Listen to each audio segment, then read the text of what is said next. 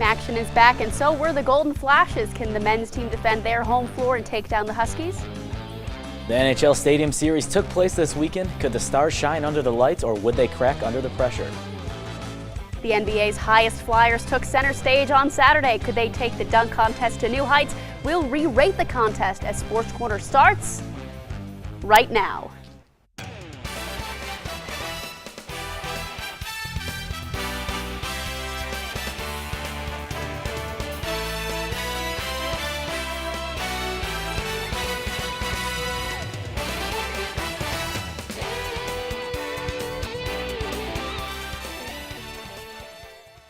Good evening, Portage County. Welcome to Sports Corner. My name is Liv Sharp. That's Blake Aloja. And Kent State Athletics had a busy weekend in sports. What'd you say, Blake? That's right. From home openers to tournament tune-ups, Kent State fans have a lot to be excited for. Let's get into it, starting with men's basketball. The Flashes took down the Huskies 85-47. It's their third straight conference win at home, as they now have 6 games left to go in the regular season.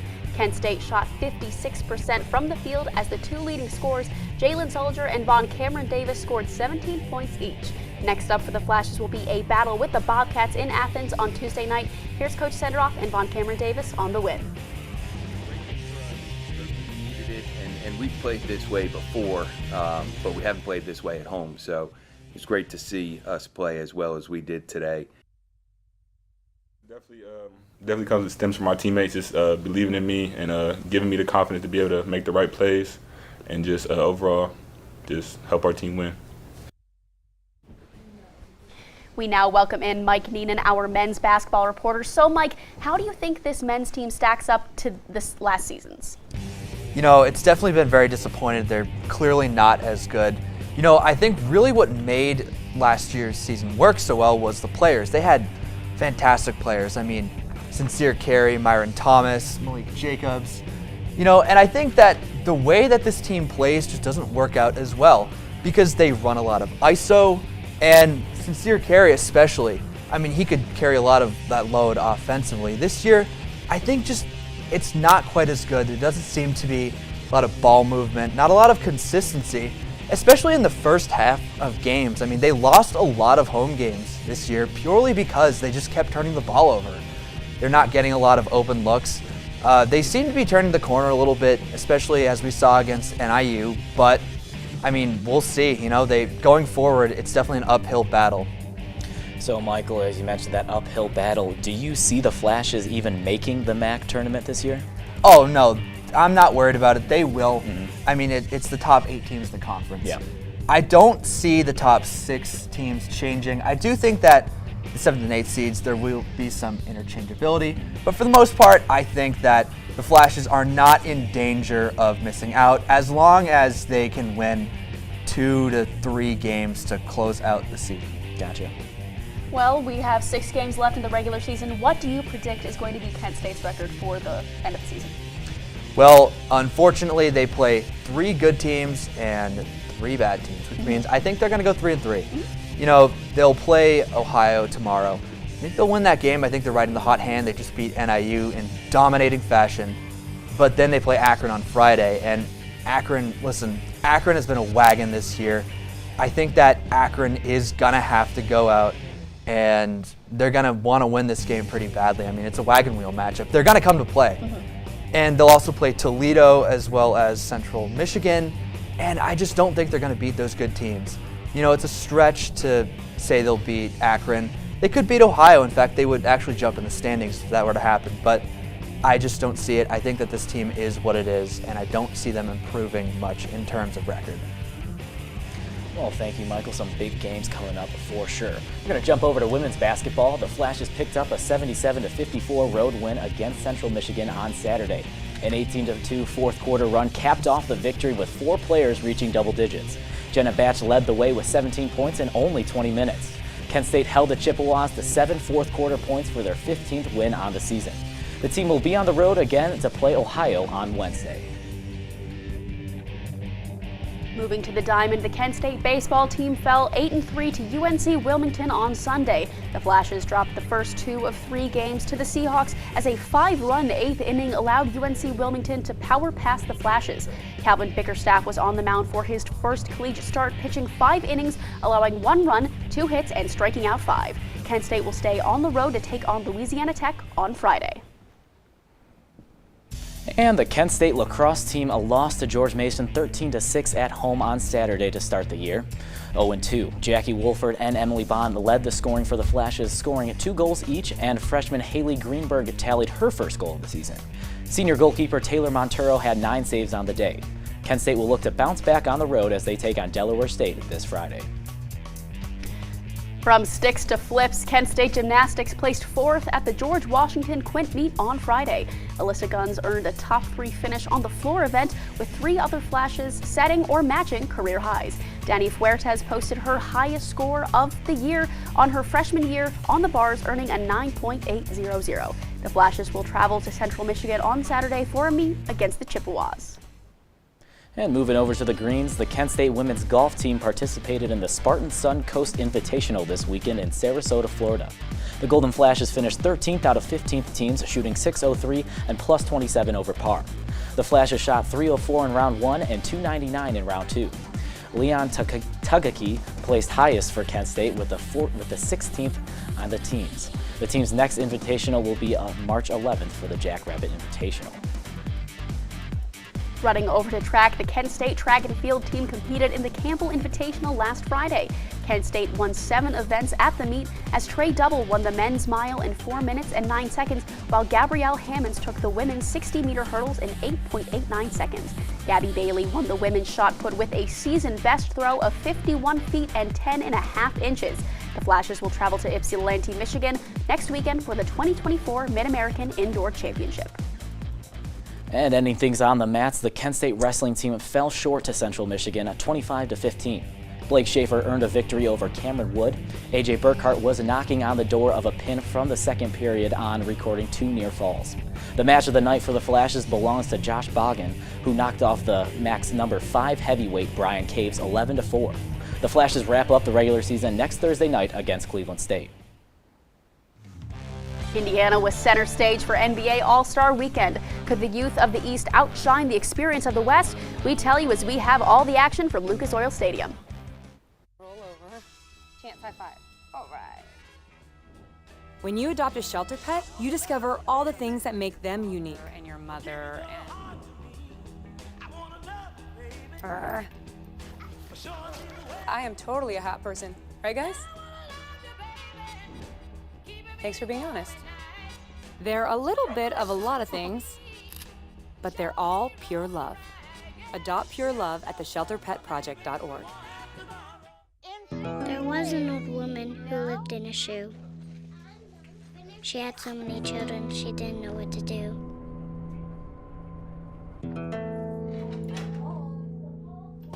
She gave them some broth without any bread and kissed them all soundly and put them to bed. Hunger is a story we can end. End it at feedingamerica.org. Welcome back to All-Star Weekend. That took place this past weekend. The NBA brought back its old format and the East and West had a rivalry reignited. Let's head to Indiana to find out who took the game. Western team captain LeBron James looking to get a win, but Jason Tatum and the East stand in his way. Tyrese Halliburton of the Indiana Pacers came out cooking on his home court. He was money from outside the arc, ball fake 3, then we've got a corner 3, and finally he finishes this run with a long-range 3. He finished the game with 32 points. The East up 20-14.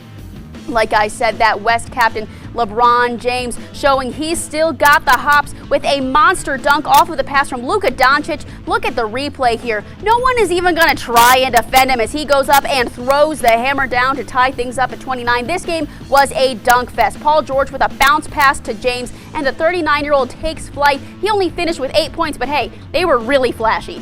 Trae Young of the Atlanta Hawks with the rock. He dribbles through Kevin Durant's legs and hits the floater. That's just straight disrespect. Durant didn't even flinch. The next thing he knows, Trae puts it up and in to extend the East lead.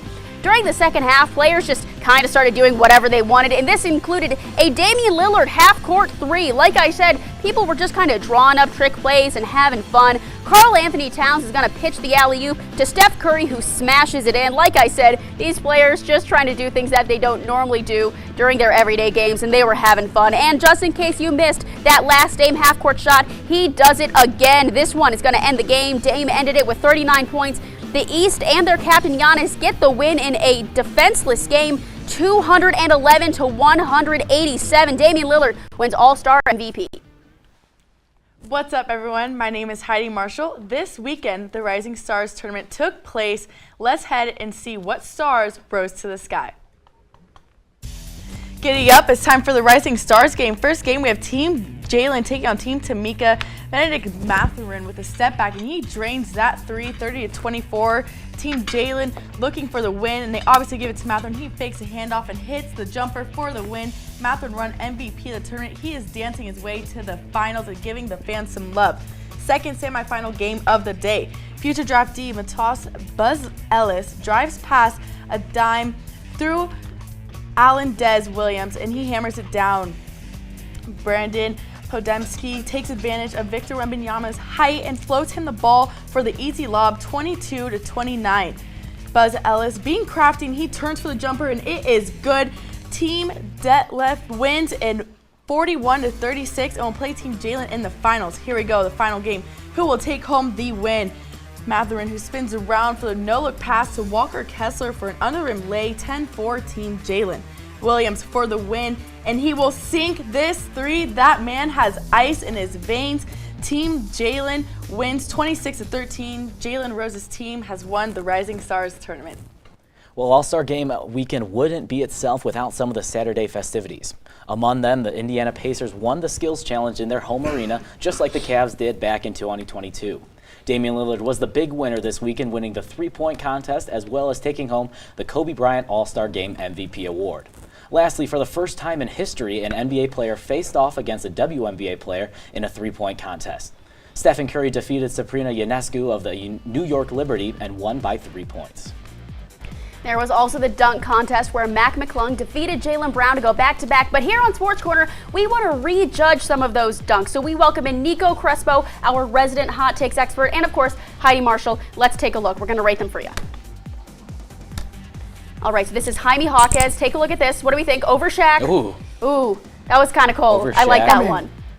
It's been Slow-mo? a normal thing. Everybody here, loves dunk going over Shaq, but yeah. I mean, He pushed off a little bit. See that push off on the head I'm right with there? it though. It's very basic. I'm with it. He did. Seven. He did Look at that. 7-2. Sevens across He the did board. push Let's off. see. We're united is, on yep. a 7. Okay, we We're all united got on a 7, 7. yeah. The push off was Yeah, the big yeah. one. A 7. All right, who do we got next? Let's see.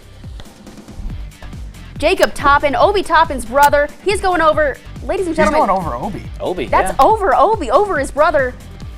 I don't see any push off Yeah, there. A little reverse too, picking it up. Excellent, I mean, that Jaylen one's Brown. nice. We'll get to Jaylen Brown in a second, but right now, what do we think? What do we think about I'm giving Jacob? him a 9. A He's 9? He's dunking over his brother. I think he 8. He did it over his head. Okay. I'll give it an 8. I think an 8. It was clean. It was clean, we've but it seen- wasn't anything. we've A seen 7? better. Heidi, why 7? I gave him a 7. Okay, to me it just seemed a little rusty, and he's doing basic stuff like everyone's doing. They're all jumping over these guys. Number one, it was his brother. I did really like that I don't know if you guys know this, but he wore his brother's shoes that his brother wore when he won. But it was just basic to me. I don't know. I feel like he could have done a lot better with that than what he did. All right. Well, now for the dunk that had Twitter buzzing. This is Jaylen Brown. We're still in the first round. Jaylen Brown. Let's take a look at this. This department had some mixed feelings on this dunk. I really think we were debating it heavily. Some people loved it. Some people didn't like it. I mean, that seems like all of Jaylen Brown's stuff. Yeah, Jaylen Brown Yeah. did not really show out. He doesn't really have the athleticism to Jaylen change Brown's dunks were there. basically the whole reason we came up with this concept was because we didn't like the rankings that we had. So we decided to re-rank them. But also, I mean, Jaylen. Let's check it out now. We're gonna, Yeah, we'll get Yeah, it. okay. We're gonna. Technical difficulties. we're- This is we're live going. TV. Okay, Here we here we go. go. Jaylen. Oh, I mean, in-game dunk. you could do that on a fast Wow. break. Like, That was I'm not impressed. A 6. That's a 2. That's a 1. That's a 2. Two and a 1? That's a 2. It It was still a well-executed I dunk. go watch the NBA and I see that like at least once a night. Paul George like, is he doing just put it over and a 360s. little. He's doing 360s in the game. You're doing a little windmill. That's not. It's not good. Okay. It's not dunk contest Do material. you think that was worthy to go to the finals? No. No. I think it was worthy to go to the finals, but he did do something different. All these other guys were jumping over people. Yeah. He didn't use him. Not a prop. He didn't use another person to jump over, which I kind of liked, but he could have done something better. But he It didn't was jump just- over it was anything. It was nothing. It was nothing special. At Clearly, least you they're guys are a jumping lot over more Shaq. hypercritical. I mean, Shaq, you gotta I wanna jump know over. how tall- He's okay. huge. And we finished out the first round with Mac McClung, the defending champion. Let's take a look. Ooh. Oh, God. So this was second try, if I'm was not second wrong. try? This is second try. Okay. But I don't think that really changes anything for me because that hasn't been done in a dunk contest before. I'm going to 10. 10. I say a 9, just because the second it does take it off just a little bit, because everyone else got theirs on the first try. It's creative. It is Yeah. creative. No one has extremely done creative. it. I'm No one not has done it arguing that he shouldn't have gotten to the second round. Okay, anyways, Jaylen Brown and Mac McClung head to the final. Let's take a look at those final round dunks. I'm guessing we have Jaylen Brown. Oh, we have Mac McClung. Double clutch. Again, still clutch. Oh, here's Jaylen Brown over Kai Cenat. No, that's Donovan Donnie. right there. Oh, Kai's not His that tall. first dunk was Kai's not over that tall. Kai Cenat sitting down. Obviously, doesn't really make So any are we sense. ranking this one? Michael Jordan glove over Donovan Mitchell doesn't move me at all. Who are we ranking first? That Mac McClung's, we did that one. I think yeah, this is so we're Browns. doing on Jaylen Brown. Browns. All right. I got a Okay. 6. That's I what. don't know if you can really read that, but it's We'll go with the 6 also. I'm We've giving a 6 We've been also. consistent Yeah. judges so 5. far. Because if we're going to be hypercritical, it's a 5. It was mediocre. Fair. Everyone's jumping over people. And Donovan Mitchell isn't even the tallest person to jump over. My guess is Obi Toppin is taller and Shaq is taller. If we're really going to make a spectacle out of jumping over people, I don't think that he should get extra points just because he wore a cool glove. That's the just Michael me. Jackson glove over the left hand to just show that he has a left hand doesn't really move me. He still doesn't have a left hand Yeah. in a normal NBA game. So Let's go to the last If dunk. you're playing at that level too, you should be the salvo. All right, we got the final dunk. Mac McClung to win it. that's over Shaq. Over Shaq That's over again. Shaq. Over Shaq. Shaq was a very popular this got a prop. Mind you, With the this didn't- did. I don't think he touched him at all. That was No He did clean. not. push off. He That No, was cleared that him. was clean. That was cleared him. clean. Completely clean. That was absolutely clean. I say No, 9. Nine again. Look at 10 that. 9? 9. I'm giving it a 10. It's been like the same thing. I over think his and double over. clutch was cooler. I Yes, think double I clutch agree was too. cooler. I completely agree. I think Mac McClung last year was really exemplary. He kind of like set the bar really high for himself. And I think this year he did kind of fall short, but I think above and beyond, definitely Mac McClung was the winner. Yeah, I agree. 100%. All right. It was a good one. Let's head over to the college hoops now. We go from the Big Ten to the Big East as we welcome in Noah Keeney to break down all the action. What to expect when you're expecting a teenager. Today we're talking about how to wake up your teen, and this works literally every time.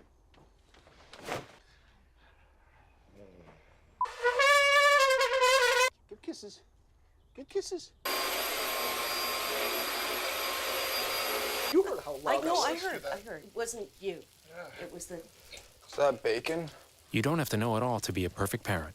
Thousands of teens in foster care will love you just the same. The black truck? Hey, Christina from accounting. Yeah, hi. Hey, I used to date a girl named Christina.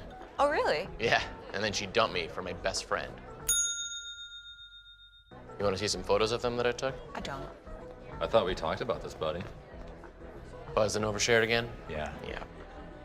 I'm gonna call a car. That's a smart idea. So yeah, I know, that's why I did it. Hey, you're gonna get back to the top of the mountain. Does that mean I'm gonna get back with Christina? No. Oh. No. Welcome back. Purdue came into Columbus #2 in the nation, and Ohio State entered with a new coach and interim Jake Deibler. Let's head to the highlights. As we hit on Jake Deibler, his first head coaching spot after Chris Holtman got the heave-ho, and he's got to face a tough one in Zach Edey as he'd be going through everything. Top player for the Wooden Award, 22 points, 13 boards for him. But Ohio State had an answer in Jamison Battle. He's shooting 43% deep on the season. He went 3 for 5 from beyond the arc in this one, giving 50-38 lead Ohio State. But hold on 1 second. The fans are getting hyped up, but Purdue does not go away that easily. Lance Jones to tie it up, nets it. And under 90 seconds we go. Purdue was on a 7-0 run in the last 2 minutes. Who is going to end it? It's going to be Jamison Battle. 19 points for the big man after some big free throws. Ohio State solidified their 73-69 win over Purdue. What a start for Jake Deibler tenure as the Buckeyes head coach. What's going on, Portage County? I'm Noah Keeney, and the UConn Huskies continue to ice out the competition. Let's find out if Marquette can dethrone the top team in the nation. Number 4, Marquette looking for a huge upset here. Early in the first half, a beautiful lob. Hassan Dier inbounds to Samson Johnson for the smashing alley-oop. Later on, now late first half, UConn, they're just running away with it flat out. Cam Spencer running the floor, Donovan Klinga, and he finishes under a hoop. The big man is just a threat to stop an 11-0 scoring run for UConn. Now, Harrison Diarra pulls up from 3 and he misses, but one person, nope, they can get it. Now back to the big man and you will slam it home again. No one there is going to stop him. Alex Caravan will now dish it to Oso, who finds Chase for the corner for the 3, and it is good. UConn with a 23-point lead with 13 minutes left in the second half. Hassan Diarra passes to Tristan Newton for another 3, and the UConn Huskies are just tearing it from all over of the court. Finally, Castle will miss the layup, but Donovan Klinga will clean it up and put it back. There is nobody that is stopping him, and UConn would run away, establishing themselves as a clear number 1 seed. Now let's go over to Iowa as they hosted the 20th ranked Wisconsin Badgers. Wisconsin looking to get back on track after dropping their last 4 of 5 games. The Badgers play at a very slow pace, utilizing their big men a lot here, and they can pass the ball well. Nice as Stephen Kroll finds A.J. Storr on the backdoor cut, and he slams it down with authority. Storr finished with 21 points. We'll see him a little later. Jump to a minute left, all tied up at 76. Tyler Wall stays patient in the post, and he's going to take the lead for the Badgers, but it would not be enough to get it done in regulation. We head to overtime. Badgers up 1, moving the ball around nicely, and who else? A.J. Storr, another great cut, gets the deuce and a 3-point lead for Wisconsin. Iowa would fight back to tie it up, and they have a chance to win it. Tony Perkins runs downhill, almost loses the ball, but gets it back and puts it in for the lead and the win. 18 points, 4 rebounds, 3 assists for Perkins, but none bigger than those two. And the Badgers drop another one to an unranked opponent, 88-86. Tonight is the night. Caitlin Clark is going to break the all-time scoring record, and, she's just chilling with a little fan pregame. Not like she's about to make history or anything, but let's get to the highlights. Clark starts the game by spinning into the lane for the layup. She's got 6 points to go to break the women's NCAA record, and she chips away at it yet again with a 3-point jumper. And ladies and gentlemen, it is the moment we have all been waiting for the logo, for the record, from the logo, 35 feet, 3-pointer, money. Caitlin Clark has broken the women's NCAA all-time leading score record, and what other shot would you expect her to take? Her hallmark 3, the long-range 3, now makes her the women's NCAA all-time leading scorer. Obviously, her teammates were thrilled for her, but there's still lots of game left to play, so let's get back into the highlights. Clark with the inbound pass, races down the court, takes the 3-point jumper, and gets the foul, so she gets a 4-point play to put Iowa up by 10. Little over a minute left in the first. Clark uses the screen to put the ball up, and she has 26 points, 8 assists, and 2 rebounds in the first half. Despite already setting a record earlier in the game, Clark wants to set a few more, and with that 3, she sets a new career record of 49 points and an Iowa women's basketball record. And on the night where Clark makes history, Iowa gets the big win, 101-84 over Michigan. And let's look how that shook up the AP at top 10. UConn stays at number 1, sitting at 24-2 on the year. Houston's got a big one tonight versus Iowa State. They're at number 2. Purdue, after falling to Ohio State, drops a rank to number 3. Arizona and the Volunteers round out the top 5. And just as I said, number 6, Iowa State visiting Houston tonight, looking to move up from that 6th spot, with Marquette, Duke, Kansas, and UNC rounded out the top 10. And now for the AP top top 10 poll for women's basketball. South Carolina still undefeated, so of course they're hanging on to that number 1 spot. Ohio State at number 2, Stanford at 3, Iowa at 4, Texas at 5, North Carolina State at 6, USC at 7, and Virginia Tech, Oregon State, and Kansas State rounding out that top 10 as well. All right, Noah, we just saw some great games. What was your biggest college basketball surprise this weekend? The definite biggest surprise for me had to be Ohio State. At the Horseshoe, one game, actually no games, after getting a new interim coach, his first game, being able to defeat a team in Purdue that I believe will make the NCAA championship game in the upcoming bracket. I thought that was just unheard of. What the Buckeyes were doing was just playing with a lot of emotion. They never let their foot off the pedal from the start of the game. They were leading early. They led by, I believe, 5 at the half, and they had an 11-0 run in the second, and from that point on, they were really just unstoppable. Yeah. And where do you rank Caitlin Clark all time for the sport of college basketball? She's definitely on the Mount Rushmore of college basketball for me. The sport hasn't seen a pure shooter like her since probably Trae Young's Oklahoma days, or maybe even Steph Curry's Davidson days. What she's done is kind of bigger than just the sport itself. She's taking a sport of women's college basketball that really hasn't had lots of respect overall when you compare it to a lot of men's athletic sports, but what she does getting marketing and everything over social media and all the attraction that she's drawing, and just the shots that you saw in your guys' highlights were just phenomenal. So I definitely think that she continues to break record after record, and it's really just astonishing to see what she continues to do for the sport. Yeah, I mean, you can tell she's already being talked on All-Star Game weekend. She's going to be big. But who do you have winning it all this year's March Madness tourney? I don't really know if I can pick a final yet till all the seedings are ranked, but I definitely have UConn, Purdue, and I have Iowa State and Auburn making my Final Four. I think that Iowa State is going to surprise a lot of people. I do think that they can end up winning tonight against Houston, and I think Auburn is always sneaky when they get in the tournament. They never do too well in the SEC, but when the tournament time hits in March, they really turn it on and they start to make up some upsets. So that's the 4 teams that I'm looking at to make a lot of noise in the tournament. Thank you so much, Noah. And it is now time to put a spotlight on our mid-major team of the week. And in week 2 of this segment, that title belongs to the USF Bulls. They welcomed in a team in 24th ranked FAU and won 90-86. They had a 25-point lead at one point in the game, but managed to hang on to win their 11th game in a row. And they did it in their first sellout since 2001 and against a team they have never lost to on their home floor. Looking ahead, they'll try and make the tournament for the first time since 2012 and have been receiving votes for the AP Top 25. USF has never been ranked in school history, just, as a little FYI. Well, it's a beautiful day to sip on some hot takes from our favorite barista, Nico Crespo, as he is in the studio for the Crespo Coffee Hour. Nico? Thanks, Blake. Portage County, are you ready? I think it's time for some extra espresso shots in your 8 o'clock coffee with these hot takes. That's right, it's Crespo Coffee Hour time, and I am your host, Nico Crespo. Let's get right to it. And this first one isn't really more of a take. This is a brand. The NBA All-Star Weekend is one of the worst programs I have laid my eyes upon in the last 2 years. The worst thing is, this isn't even the NBA's fault. Saturday night, this has always been my favorite day for the All-Star activities, but it's ruined. The Skills Challenge is it's a shell of itself. What happened to the 8-man tournament instead of this weird 3-man team Skills Challenge? It makes no sense. Everyone, including the people calling the sport, had no clue what was going on.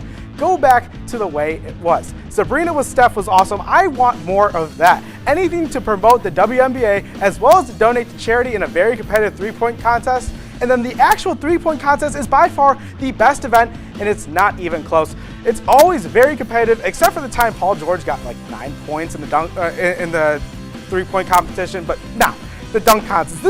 I think you're gonna have to eliminate the whole thing, and it's not even the player's fault, kinda. Zach LaVine and Aaron Gordon spoiled us and made that the expectation for the dunk contest. And now we're putting out a Michael Jackson glove and jumping over a 5'3" Kai Cenat. Now with the actual All-Star game, since when did they think it was a good idea to take away the Kobe Bryant All-Star rules and make it East versus West again? This isn't even close to competitive. All-Star Anthony Edwards said that the All-Star game is considered a break for most NBA players, saying, quote, "I don't know what they can do to make it more competitive. It's a break." It's a shame that this is the worst All-Star weekend in all 4 major American sports. All right, I'm sorry for almost blowing a gasket, but let's get to the takes. Now, we're going to talk about the Dallas Mavericks. And the Mavericks have always been a competitive team, but I think the Mavericks will get to the Western Conference Finals this year. Now, the Mavericks have always been an interesting team to me. Luka Doncic has a case for the best player in the NBA and has carried this team on his back since he got to the NBA. He led his team to the Western Conference Finals 2 years ago after upsetting the Suns. Obviously, last year the Mavericks were a disappointing team last year after getting Kyrie Irving at the deadline in 2023 and missing the playoffs that year. But this year I think it's different. Right now they are the 7th seed and are in the play-in tournament, and I think they are expected to make the 6th seed. I think the Mavericks got the best haul in the trade deadline, and they got PJ Walker from the Charlotte Hornets, who's going to be a great scorer in the forward spot for the Mavs, and I think that that's what they needed. And what this team actually needed was rebounding. Their leading rebounder pre-trade deadline was Luka Doncic, and they addressed that need in getting Daniel Gafford from Wizards, who is a monster rebounder and can score when he needs to. This team is dangerous, and I don't think any team can underestimate this team, especially during the playoffs. Enough of the NBA, let's go to the MLB. The AL East division is by far the most competitive in the league. I mean, the Baltimore Orioles won it last year, which none of us predicted, and surprisingly, the Yankees fell off. Whatever about the Yankees, but the Toronto Blue Jays have been the most consistent team in that division, making the playoffs for the past 4 years in that division. So where do I have them in the AL East for the 2024 season? The Blue Jays are going to win the division this year. In a loaded AL East with the Orioles trading for Corbin Burns, bolstering up their lineup, and they are obviously the favorites according to DraftKings. You can't rule out the Yankees either after trading for Juan Soto, but the Blue Jays have the consistency to win. Last year, they made the playoffs with 89 wins, but ended up getting swept by the Twins. The only reason this team worries me, however, is that their offense can go cold at times. But I think that gets turned around with a Vlad Jr. MVP season. He had 26 homers, batted .264. Definitely not what we're used to seeing him doing, but I think easily hits over 40 home runs this year, bats around .290, and wins the MVP. The pitching hasn't gotten any better, but they are getting Alek Manoah back, who, if you remember, got demoted to single-A ball last season. He looks a lot healthier and looks to come back from his all-star form. Since this division is so competitive, it'll be a tight race, but I think the Blue Jays will run the race for the AL East crown. And that's all I have for tonight. Hopefully those takes will keep you warm throughout this frigid night and through Sports Corner on Ice. I've been Nico Crespo, and always keep sipping. Thank you, Nico. It's time to put on your hats and gloves because the Stadium Series took place over this weekend. We have that and more ahead.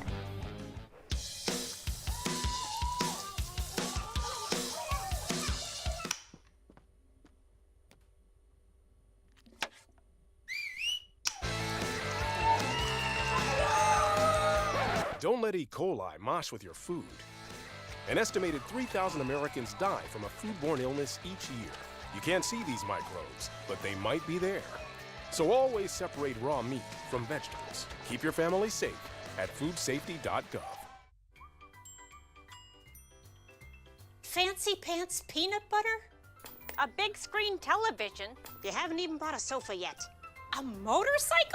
When your father finds out, he's gonna flip his shoes with 2 buckles? What do you even need 2 buckles for? Mr. Big Shot, buying whiskey shots for everybody in the bar. From the looks of it, I'd say nobody even remembers. Feed the pig. Welcome back. Blue Jackets left wing Johnny Gaudreau said he will donate $1,000 to Ohio Health for every point he scores. Let's see if he can do so against the Sharks in San Jose. Well, talking about Gaudreau, he's already had a team-high 28 assists on the year, and he'll look to add a few more. Blue Jackets getting on the board early as Yegor Chinakhov passes to Kirill Marchenko for his 16th goal of the year. In the second now, Jackets up 2. Fabian Zetterlund finds Anthony Duclair for the nice goal. 7 teams over 10 seasons for Duclair, heating up with 3 goals in the last 5 games. Well, Zetterlund got the assist, now he'll add a goal, but check out the no-look pass from Kalen Addison right there. Zetterlund tied with Tomas Hertl for most goals for the Sharks this season. Well, speaking of team goal leaders, Boone Jenner is going to walk it off for Columbus with 12 seconds left. The Blue Jackets take this one 4-3 and will head home to take on the Buffalo Sabres this Friday. How's it going, Portage County? I'm Michael Neenan, and It's time we bring out the tape, wrap up our sticks, and tighten up our laces as Sports Corner goes on ice once again, because we start things off in Pittsburgh. Very special night for them. They put up number 68, Jaromir Jagr, into the rafters. Now let's get to the game, because guess what? You're not going to believe this, but Pittsburgh, they scored a power play goal. That's right, the bottom 3 ranked power play team put it in the net. None other than Sidney Crosby, of course. Not a lot of scoring until the third period with about 6 minutes left, when Adrian Kempe put a howitzer into the net. And as you can tell, it looks like it went through the 5-hole of Tristan Jarry. We got a tie game here in Pittsburgh, but this, unfortunately, the poor special teams play would catch up to the Penguins as they would turn it over, and none other than Adrian Kempe would put it back through the net as the Kings beat the Penguins 2-1. Well, game 1 of the Stadium Series is at MetLife Stadium, and New Jersey showed out. It was the largest crowd in Devils history with over 70,000 people in attendance. They got to celebrate early as Nico Hischier escapes and goes through the 5-hole of Samuel Ersson for the goal. Devils up 1-0. Tyler Toffoli is going to set up. He's going to be set up with one of the easiest goals of his 14-year career right there. Toffoli is drinking from the fountain of the youth as he has a team-high 24 goals on the year. 2-1 now. New Jersey is going to add another one, and they are going to be up by a lot. 3-1 here. Devils adding on again and again. Owen Tippett for the one-timer, and that was his second goal of the night. Nico Hischier is going to score one more for good measure, and the Devils are going to win this one 6-3 right here as they take it. And let's finish this up still at beautiful MetLife Stadium, but this time the Rangers are taking on the Islanders. Little battle in New York here, picking things up in the second period. The Isles up by 2. Ryan Lindgren with the puck. He takes a shot on goal, but Ilya Sorokin blocks it.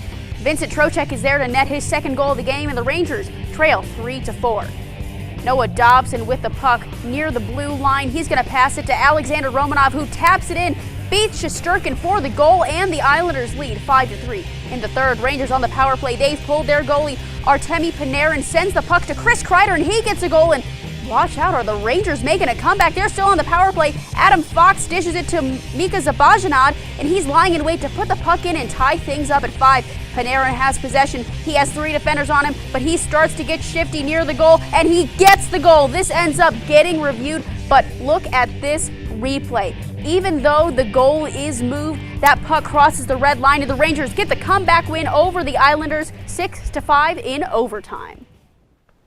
Well, Mike, who do you think is leading the race for the Hart Trophy right now? Well, right now, I'd say the one leading the race for the NHL's Most Valuable Player award, I would say, is Nathan MacKinnon. Right now, he's second in points. I mean, the man was unstoppable earlier in the season.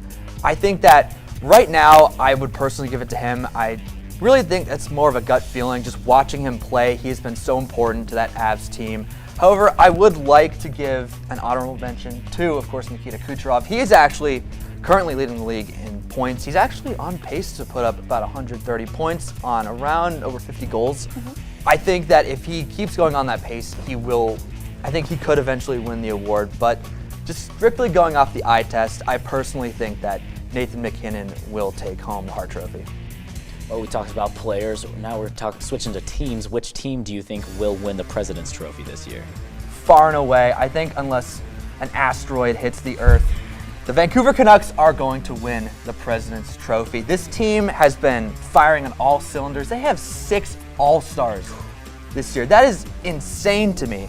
I mean, they just can't stop scoring goals right now. I mean, right now, you know, Quinn Hughes, he's probably going to win the Norris Trophy. He may have 100 points as a defenseman. This team just is an absolute wagon in the regular season. There is no way that they don't win the President's Trophy. And finally, that All-Star break, it's behind us. What do you think the Stanley Cup Finals matchup is going to be? I'll tell you what, it is not going to be the Vancouver Canucks. Listen, the President's Trophy winners, they never win the cup. It doesn't happen. I mean, I think that they could end up getting upset in the second round. Instead, I think that the Stanley Cup Finals matchup this year will be between the Rangers and the Golden Knights. Okay. See, the Rangers, they're the best team in the East, but, you know, I mean, I just feel like they are due for a Finals appearance. Now for the Golden Knights, on their side of things, they're the defending champs. That team is built for the playoffs. Bruce Cassidy, you know, he's just a hard-nosed coach. He likes really great, gritty defensive teams. I mean, they just play like a team. They got good goaltending. Yes, they had a really rough stretch like 20 games ago. It looked bad for them, but I think that there's plenty of time for them to right the ship. I think that they're going to be representing the West in the Stanley Cup Finals. Now, if I had to pick a winner, I think I would go with the Knights. Okay. I think that the Knights are going to win back-to-back Stanley Cups. This just feels like a team that can win many cups, because when you look at a lot of cup-winning teams, they don't really have flashy offenses. They don't score a ton of goals, and they don't even have really, really, really nice goaltending. See, goaltending only matters in the playoffs, as far as I'm concerned. You can have really nice goaltending in the regular season, but just ask the Bruins. Yeah. If your goalies fold when it matters the most, you're not going to win. It just doesn't happen. No. Even look at the Avalanche too. They are a team that really, really needed goaltending. But you know, I really think that the Knights are going to win it this year. Well, only one way to find out. Thank you so much, Mike. It's time to put on your goggles and swim trunks as we splash into another deep dive with Ryan Chenko. See what player he highlights.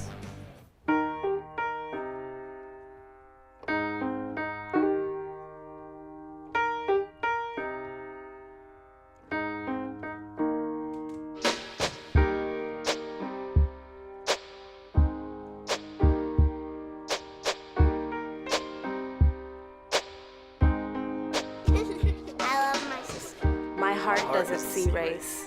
Love is love.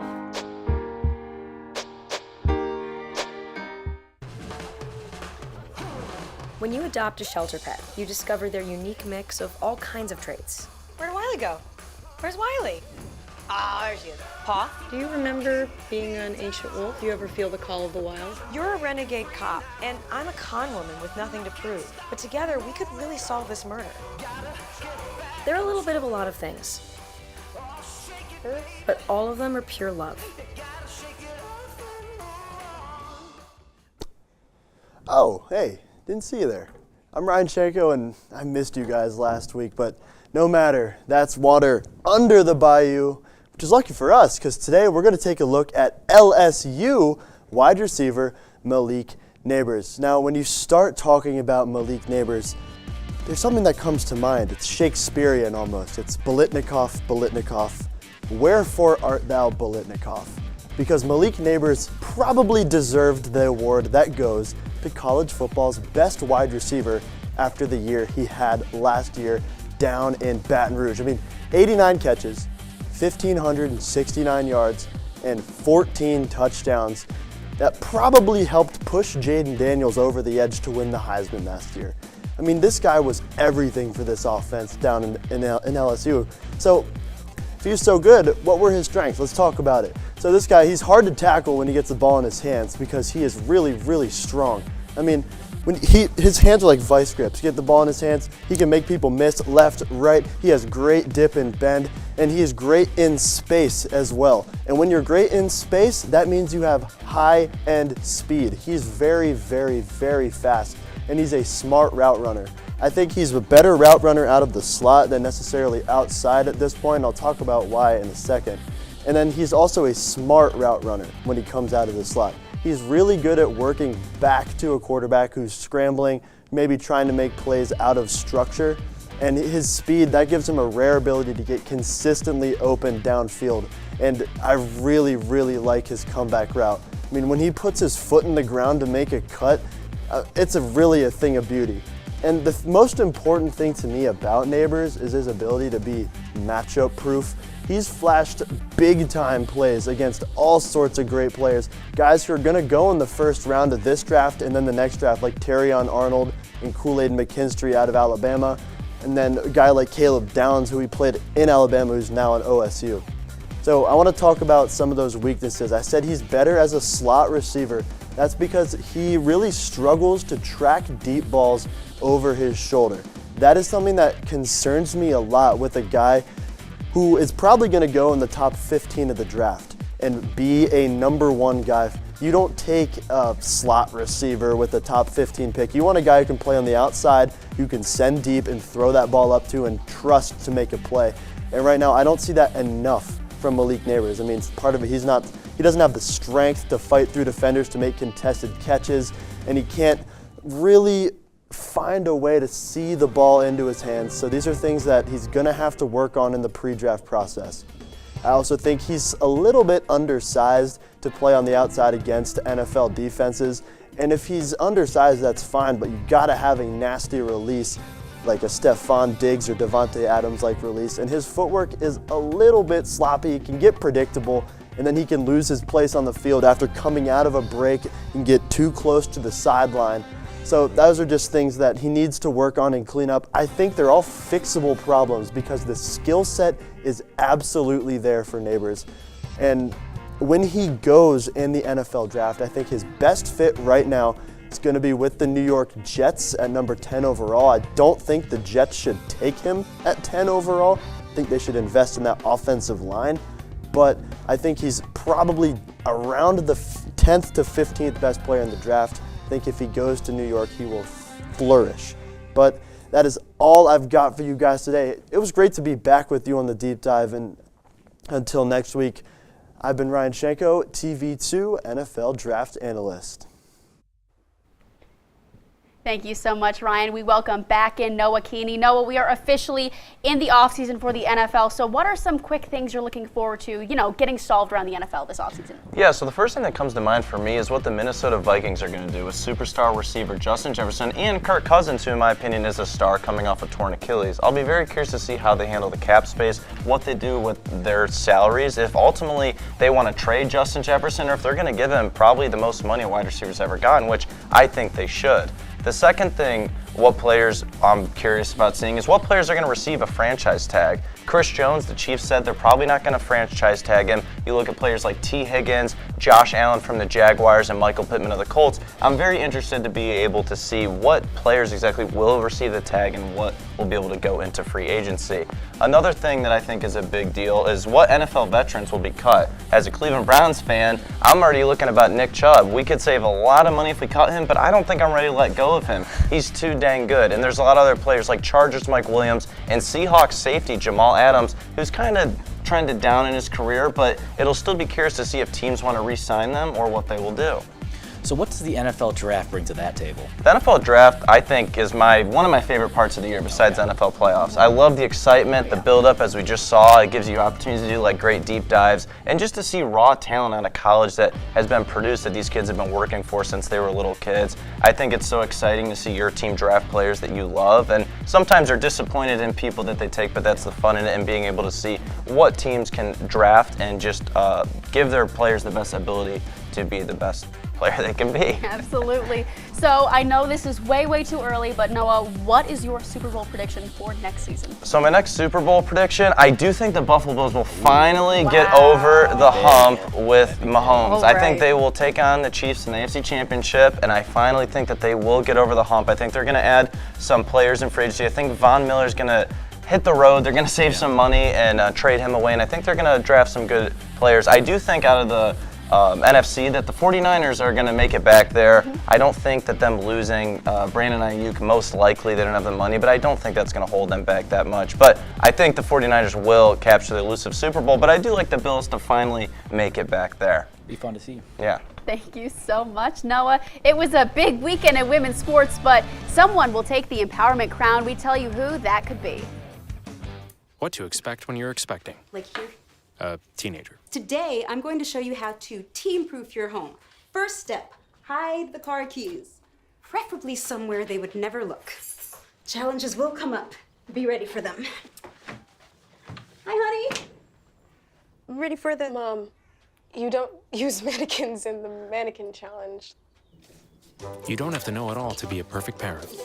Thousands of teens in foster care will love you just the same. Welcome back. We will kick off our segments with a trailblazer and a record breaker in women's college basketball. Who else could it be? It's the moment we have all been waiting for. It's finally arrived. Caitlin Clark has become the NCAA all-time leading scorer for women's basketball. As we saw in the highlight, she did this against Michigan on Thursday, where a logo three-pointer pushed her ahead of Kelsey Plum to break the record. She has surpassed Plum's 3,000 527 points in 13 fewer games than the WNBA star. Social media was filled with athletes and celebrities congratulating Clark for her record-breaking performance and for pushing women's basketball into the spotlight. Clark has cemented herself as one of the greatest collegiate basketball players of all time and has inspired the next generation of women's basketball players with her incredible skill and sportsmanship.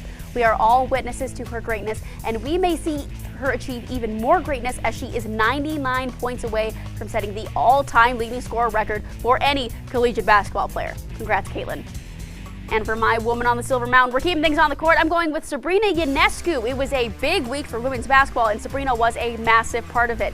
As we all know by now, she challenged the greatest shooter of all time, Steph Curry, to a three-point competition during All-Star Weekend. Sabrina set the record for the most three-pointers in the contest during the WNBA three-point contest last season, and she wanted to see how she'd fare against two-time three-point champion Curry. She even went as far as to shoot from the NBA three-point line, which is 3 feet and 3 inches farther than the WNBA line, and without a doubt, Sabrina showed. She scored 26 points, which tied Damian Lillard's leading score in the NBA three-point contest earlier in the night. In the end, Steph won with 29 points, but Sabrina put up an amazing fight. Plus, her challenge drew 5.4 million viewers, which is a 54% increase from last year's All-Star Saturday night. Though she may not have won, she has most likely created an All-Star challenge to be repeated for many years to come and has proven WNBA stars can hang with the best of the NBA. Congrats, Sabrina. I'm sticking with the All-Star theme. I am going with the man who ran All-Star Weekend's pockets, Damian Lillard, for my man on the Silver Mountain. On State Farm Saturday night, Dame Time had the opportunity to defend his three-point contest title, and he did just that. In true Damian Lillard fashion, it took till the last shot of the contest to secure his title as he narrowly squeezed past Karl Anthony Towns and Trae Young in the final round. Lillard is the first player to win back-to-back three-point contests since 2007 and 2008 when Jason Capono reeled off consecutive victories. When the All-Star game rolled around the next day, Lillard took the opportunity to expand his trophy case even more. Dame Time walked away with the All-Star Game MVP after narrowly edging out hometown hero Tyrese Halliburton, dropping 39 points, 6 assists, 3 boards, including 11 three-pointers made, 2 from half court. The 33-year-old joins elite company as Michael Jordan is the only other player to win a contest on Saturday night, then win the All-Star Game MVP in the same weekend. And we're going to go into Blake's Best Bets. Today we are looking at a top 10 Big 12 showdown as Houston hosts Iowa State. Houston opened a 9-point favorites and has quickly jumped toward double digits. I'm expecting a dominant performance from the Cougars and a revenge opportunity at home, but I'm worried about laying that many points. Rather than targeting Houston against the spread, I'm looking to fade the Iowa State offense. The Cyclones mustered up just 57 points against the Cougars last time, 18 of which came at the free throw line. Take the Cyclones team a total under. Their worst games offensively have come on the road where they average 12.5 points less per game. At home, Iowa State shoots 39.6% from 3, but that number drops to just 28.6% on the road. I also have my eyes on a couple of player props, as Iowa State's pressure and defense result in plenty of three-point opportunities, and they immensely struggle defending catch-and-shoot threes. Cryer should be able to take advantage of those struggles at home, where he takes 26% of shots while on the floor in conference play. In his last 3 years against Iowa State, including his time at Baylor, he shot at least 5 threes per game. Let's get us into some All-Pro Hell No, courtesy of our friends at 92.3 The Fan. For our first take, are the Milwaukee Bucks in trouble, Blake? I'm going to go All-Pro on this. I mean, Adrian Griffin got fired. Everybody thought that would be the turnaround. You know, Doc Rivers comes in, they figure out their defense, which they're at 17th in defensive efficiency right now. That hasn't changed that much. They were 4th last year. They really need to fix that. But he comes in, and what happens? They go 3-7 against some bad teams. I mean, they lost to Portland, who Dame's supposed to go in there and drop a big amount. That didn't happen. They lose to a Butler-less Heat, and then they also go and lose to Memphis Grizzlies, who have just basically become a G League team at this point. Effectively, yes. So, I mean, it's hard to say that they're not in trouble at this point, but the good thing about them, they have the best players to help them out to turn it around. Now, I'm saying I'm going to go hell no for this. Yeah. Kind of a soft hell no. I'll give them 2 more games before we hit the panic button. But Doc Rivers himself said that it was really difficult being hired before their toughest road game stretch. Yeah. He even asked them to not hire him until after the All-Star break. This is real. He said, can I just not be hired until after the All-Star break? That's not how it works, though. So he got hired, went 3-7. Those 3 wins that he got, it was against the Nuggets, the Mavericks, which is really impressive, and a win against Charlotte, which really doesn't mean much. But still, wins are wins. Right now, he's not really stacking them up together, and they are struggling. They've got those 2 games, and I think if they drop these games to Minnesota and Philadelphia, both very winnable games, if they drop those games, smash that panic button, start to freak out. Giannis himself still says he has faith in Doc Rivers and that they just need to kind of start clicking together and figure out their momentum on offense. Their offensive production has gone down just the slightest bit, only 8 points, which really isn't a lot because they're still running a better offense than a lot of other offenses in the league. So you really can't put too much stock into losing about 8 points. But I don't think we're ready for the panic button. They're still in third. They're still in third in the East. Absolutely. You know, there's a lot of room still. But the panic button should be prepped, ready to be smashed. It's right there. Next take, the Akron Zips win the MAC tourney. So I'm going to go all pro on this. I mean, if you just look at their resume so far, they've been very impressive this season. Big wins all around, and not just against good teams, but they've been blowing out teams that have been good. I mean, they blew out Bowling Green, who's had their best season in a long time. It's hard to bet against them, really. I mean, their biggest test is probably going to be coming tomorrow at Toledo, and you're going to talk a little bit more about that. I am, so Akron has already beat Toledo by 7 points. I think tomorrow night's game is going to be really, really decisive because if there's one team that's going to be able to beat Akron, it's going to be Toledo. Toledo has been excellent as well, but Akron, my gosh, they've just been lights out. I think easily this tourney is there to lose. They're 19-6, 11-1 at the MAC. That one loss came to the Miami Redhawks. Really kind of a fluky game because the Redhawks really haven't been that solid at all this season. Enrique Freeman, he leads the conference in rebounds. He's also 3rd in the nation in rebounds, which is just astonishing. They have the best defense in the MAC. They only allow 65 points per game. They're 3rd in the conference with 25 block shots. I honestly think, like I said, this is theirs to lose. Maybe Toledo. They are leading 80 points per game. They lead the conference in field goals. I honestly think, though, that it is Akron's to lose. As much as it pains us to say this, as a Kent State student media organization, I think it's Akron's to lose. Now, finishing it off, going back to the NBA, Shai Gilgeous-Alexander. Does he get his elusive MVP this season? I'm going to go hell no. Okay. As you said earlier, it's a soft hell no because, I mean, he's been playing lights out. Just before the All-Star break, he's been playing his best ball, too. So it's easy to get him in that top conversation right now. But I still think there's a few guys that I'd put ahead of him. I would say probably Nikola Jokic. I mean, he's the top guy still so far, even though the Nuggets are slumping a little bit, but his numbers have just been impressive per usual, averaging 26 boards, 12 rebounds, and almost 9 assists per game. And another guy that I would look at, I mean, a guy who's won it in the past, Giannis Antetokounmpo. We just talked about how Milwaukee's been slumping. This is the perfect opportunity to boost that record, but also to boost that resume for another MVP. I mean, he's been putting up crazy numbers, 31 points, 11 boards, 6 assists. He's looking to become that first player to average 30-plus points on 60% shooting in a season. So I'm putting up record numbers right now. It's hard not to put him in that MVP conversation, especially if they can figure it out. I'm going to say all pro. I think Shai gets it right now. He's number 2 in the odds. Only person above him is, of course, Jokic. This would be Jokic's 3rd MVP.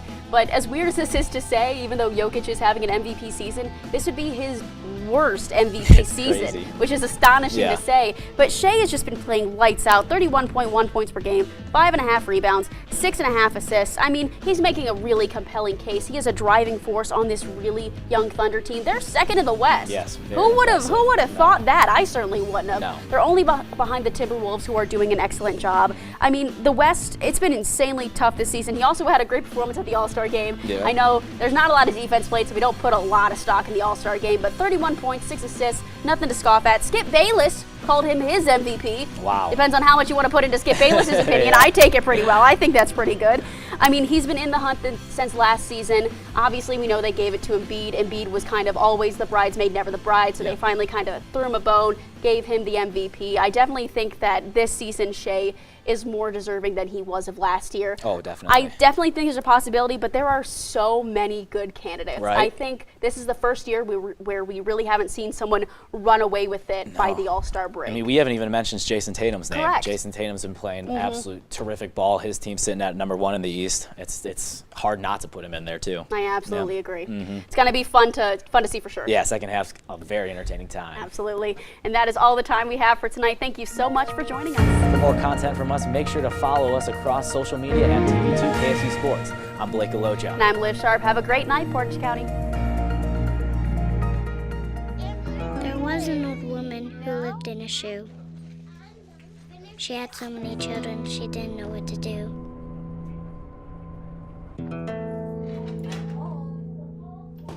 She gave them some broth without any bread and kissed them all soundly and put them to bed. Hunger is a story we can end. End it at feedingamerica.org. I don't want to talk about it.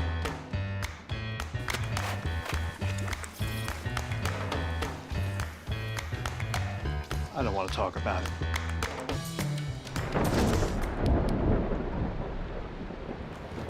Families don't have to talk about everything, but they should talk about how to plan for an emergency. Get tips and resources to make your family's emergency plan.